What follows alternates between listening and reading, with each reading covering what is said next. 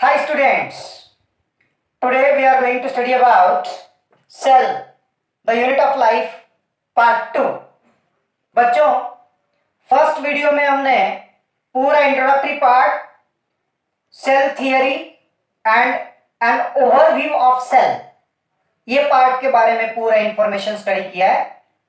आज हम कुछ बेसिक चीजें ऐसे पढ़ेंगे कि ये वीडियो अगर आपको समझ में आ गया तो पूरा चैप्टर आपका कवर हो सकता है। Be clear. तो आज का कुछ बेसिक कंटेंट्स हम इसमें पढ़ने वाले हैं। So major differentiating points between prokaryotic cell and eukaryotic cell. So in last video we studied various types of cells. Cell के साइज और शेप के ऊपर बहुत सारे अलग अलग टाइप के सेल्स हैं बच्चों, जिसके एग्जांपल्स हमने वीडियो नंबर 1 में पढ़े हैं। आज according to their structural organization, मतलब इनके स्ट्रक्चर के अंदर क्या क्या है, उसके ऊपर से cells are broadly classified in two types, prokaryotic cell and eukaryotic cell. Prokaryotic cell, pro का मतलब है प्रिमिटिव, कैरियन माना न्यूक्लियस, मतलब इस टाइप की सेल के जिसका न्यूक्लियस बहुत पुअरली ऑर्गेनाइज्ड है, नॉट वेल डिफाइंड। अब ये प्रोकैरियोटिक सेल में भी बहुत सारे अलग अलग सेल्स हैं। हमने बच्चों सेल भी देखा, सेल का meaning hollow vessel, cell is nothing but the hollow vessel. और ये सेल्स में अब प्रोकैरियोटिक सेल बहुत सारे हैं। लाइक सबसे पहले एग्जांपल्स आप ध्यान दो, bacteria, eubacteria, cyanobacteria, archaebacteria, mycoplasma, PPLO. जहां हमने कल पढ़ा है mycoplasma PPLO is the smallest type of cell having diameter about 0.3 μm, mycoplasma. PPLO, pleuropneumonia like organism, has diameter only about 0.1 μm. So these cells are representing the prokaryotic cell, right? Eukaryotic cell का मतलब है complex cell, U माना complex, carrion मतलब nucleus, मतलब ऐसे type की cell कि जिसका न्यूक्लियस बहुत कॉम्प्लिकेटेड है। देखो ये सेल बहुत वेल ऑर्गेनाइज्ड है। तो सबसे पहले हम पढ़ते हैं major differentiating points between prokaryotic cell and eukaryotic cell. Prokaryotic cell is the most primitive form of cell which is not well organized. मतलब बहुत साल पहले जब अर्थ का इवोल्यूशन हुआ था, अर्थ के ऊपर लाइफ का इवोल्यूशन हुआ था, उस टाइम सबसे पहली सेल जो बनी वह ऐसे थी prokaryotic cell, simplest form of cell. Primitive मतलब आदि, सबसे पहले जो सेल बनी। So the most primitive form of cell which is not well organized is nothing but the prokaryotic cell. On the other hand eukaryotic cell is a complex form of cell. बहुत साल के बाद cell का modifications हुआ और ऐसे complex cells बन गए। That is called eukaryotic cell, this the complex cell.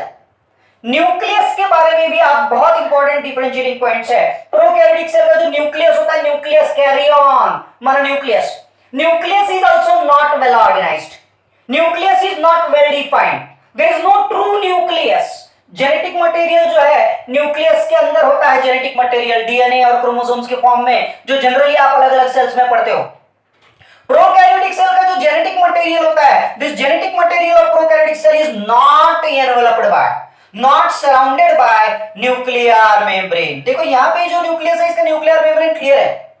In prokaryotic cell, the genetic material is not surrounded by nuclear membrane.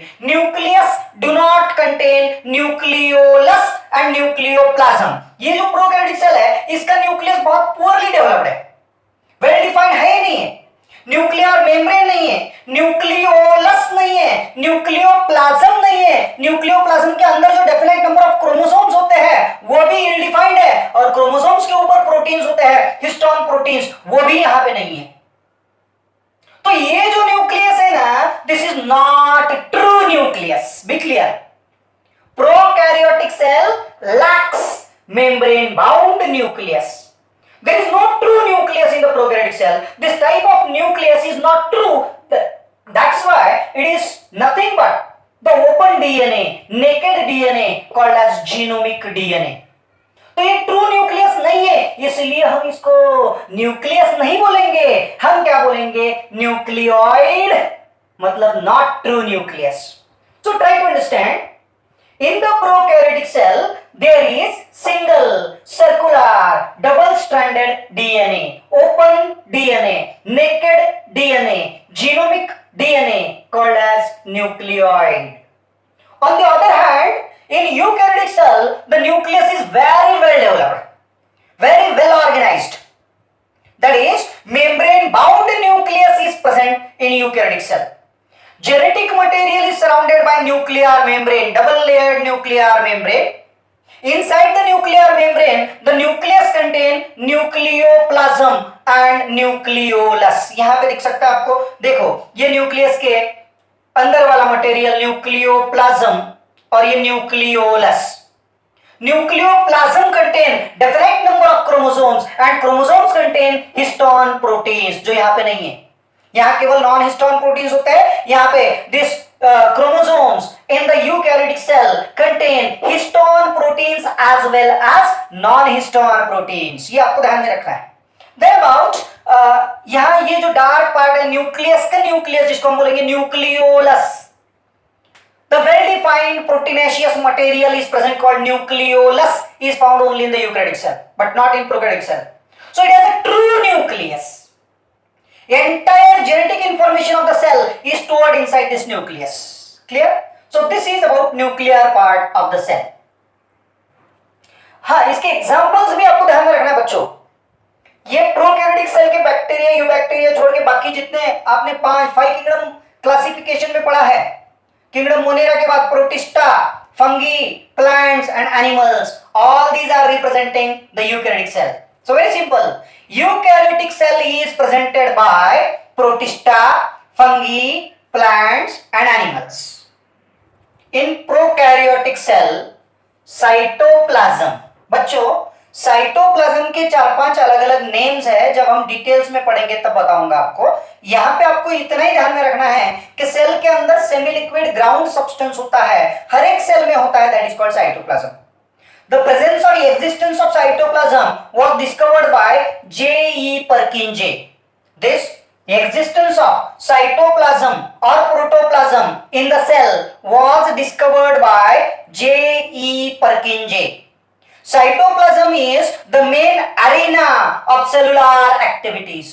All chemical reactions, intracellular oxidation, metabolic activities of the cell takes place in the cytoplasm of the cell. ये पूरा जो fluid है, पानी पानी पानी पानी cell के अंदर का, this is called cytoplasm. यहाँ पे क्लियर दिखेगा ये पूरा cytoplasm. Cytoplasm is the physical basis of life. Cytoplasm keep the cell in living state. लेकिन दोनों सेल का जो साइटोप्लाज्म है, प्रोकैरियोटिक सेल और यूकैरियोटिक सेल के साइटोप्लाज्म में डिफरेंस क्या है? ये जो प्रोकैरियोटिक सेल का साइटोप्लाज्म है, ये पूरा ऐसे होता है, स्टैच्यू, मूवमेंट नहीं है, साइलेंट है, कूल है, and this cytoplasm do not show streaming movement, that is cyclosis. Cyclosis movement नहीं होती है, आपको ये ध्यान में रखना है। In prokaryotic cell, cytoplasm do not show streaming movements, no cyclosis. While in eukaryotic cell, cytoplasm constantly moves. Cytoplasm जो फ्लूइड है, ये अंदर के जो ऑर्गेनेल्स है, इधर से उधर, उधर से इधर, इधर से उधर पूरा मूवमेंट होता है, and that's why the cytoplasm in the eukaryotic cell shows streaming movements, that is cyclosis. Now various cell organelles. Number of membrane bound cell organelles are found in the cytoplasm that are not in the eukaryotic, in the prokaryotic cell. आपको ध्यान में रखना है, prokaryotic cell lacks membrane bound organelles. कोई भी membrane bound organelles इसके अंदर नहीं है, जैसे कि endoplasmic reticulum, Golgi complex, mitochondria, lysosomes, plastids, vacuoles, बहुत सारे ये मेम्ब्रेन बाउंड ऑर्गेनेल्स है। क्या है इसका मीनिंग हम देखेंगे, हर एक का अपना अपना मेम्ब्रेन है, यहाँ पे मेम्ब्रेन बाउंड ऑर्गेनेल्स नहीं है।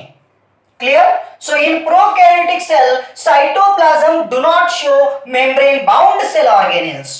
like endoplasmic reticulum, Golgi complex, mitochondria, lysosomes, etc. While the cytoplasm of eukaryotic cell shows membrane bound organelles like endoplasmic reticulum, Golgi complex, mitochondria, lysosomes, etc. हर एक डायग्राम में हम details में ये पढ़ेंगे बाद में. Clear? Ribosomes are very small spherical particles. These are non-membranous structures. Ribosomes are found in all cells, prokaryotic cell as well as eukaryotic cell, but ribosome in prokaryotic cell are different than that of the eukaryotic cell. In prokaryotic cell, the cytoplasm shows two different types of ribosomes. That is, ribosomes present in the cytoplasm of prokaryotic cell are 70S. S क्या है? This is called Svedberg unit. हम बाद में पढ़ेंगे. While cytoplasm in the eukaryotic cell shows ribosomes 80S. So very simple. Ribosomes are 70S in prokaryotic cell. In eukaryotic cell, ribosomes are 80S. These ribosomes are arranged on specific link mRNA and forming a complex. कभी-कभी ये ribosomes के particles ऐसे mRNA के ऊपर चिपक जाते हैं. हम पढ़ेंगे बाद में प्रोटीन सिंथेसिस में. और उसका एक कॉम्प्लेक्स बन जाता है. This complex form by ribosomes is called polysome और पॉलीराइबोसोम्स. There are two subunits of ribosomes in these two different cells. In prokaryotic cell, the subunits of ribosomes are 50S and 30S, but the type is 70S. In eukaryotic cell, the subunits of ribosomes are 60S and 40S. Ribosomes are protein factories. Ribosomes in all the cells plays an important role in protein synthesis. Now about cell wall. Cell wall भी बहुत सारे cells में है. केवल हमने देखा animal cell में cell wall नहीं है, और बाद में आप पढ़ोगे जब भी हम प्रोकैरियोटिक सेल डिटेल में पढ़ेंगे केवल एक सेल एक एग्जांपल है माइकोप्लाज्मा जिसके अंदर सेल वॉल नहीं है. बाद में आपको ध्यान में आएगा. लेकिन अभी तो सेल वॉल यहाँ पे दोनों सेल में है. प्रोकैरियोटिक सेल में भी है, यूकैरियोटिक सेल में भी है, लेकिन दोनों के सेल वॉल का मटेरियल अलग अलग है. ये आपको ध्यान में रखना है. In prokaryotic cell the cell wall, देखो पहले डायग्राम में वॉल नहीं स्केच की थी मैंने, अब वॉल बना दिया आपके लिए. In prokaryotic cell, the cell wall is non-cellulosic. मतलब ये सेलुलोज से नहीं बनती है. इसका मटेरियल, इसका केमिकल कंपोजिशन अलग है. It is made up of murein और muramic acid. Basically, peptidoglycan in eubacteria and pseudopeptidoglycan in archaebacteria. Even though not given in NCERT, आपको ध्यान में रखना है. But the material is non-cellulosic. While in eukaryotic plant cell, the cell wall, this is cell wall. The cell wall is made up of cellulose. और भी बहुत सारे अलग-अलग components होते हैं, but the main component is cellulose. So this is everything about prokaryotic cell and eukaryotic cell. बच्चों, यहाँ पे मैंने पूरे चैप्टर के बेसिक कंटेंट्स आपको बताए.